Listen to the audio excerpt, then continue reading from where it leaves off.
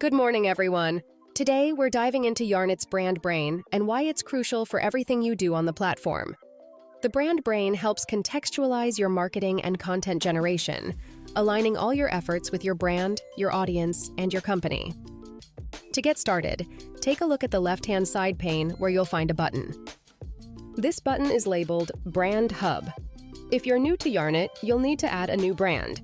You'll notice there's a default brand you can start editing. Let's quickly go over the brand brain elements. First, explore the brand personality. Simply head over to the magic fill, click on it, and you can point it to your website or upload a document that contains your brand's information. Once you provide the necessary information, the system will infer it and display it here. Next, if you have a defined brand archetype, you can select it from here. If you're not sure about your brand archetype, feel free to skip this step. The next step is adding your customer profiles. A customer profile includes key details. These details cover a summary of customer demographics, goals, and pain points, ensuring that any content you create with Yarnit can be tailored to fit this specific persona. To add a customer profile, you can either provide your own instructions or direct the system to your website or a web page. The system will then understand and generate the customer personas based on that information. Alternatively, you can upload a document. Yarnit supports various document types, making it compatible with formats like PPT, docs, PDFs, TXT files, EMF, RTF, and more. If you're not satisfied with the AI's interpretation, you can manually add the information. Next, we have the brand voice, a critical element as it dictates how your brand communicates. The brand voice section helps you define the language, phrases, and style your brand is accustomed to using. Let's move on to the Knowledge Hub.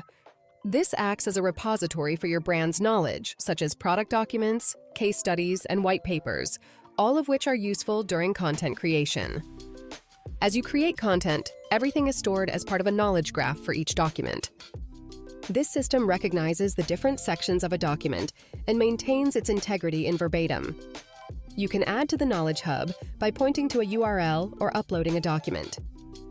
The documents can range from images and PowerPoints to PDFs, and you can also add a card. Next, the Brand Kit is available for those using Yarnit in creative production. Here you can add logos, colors, and fonts.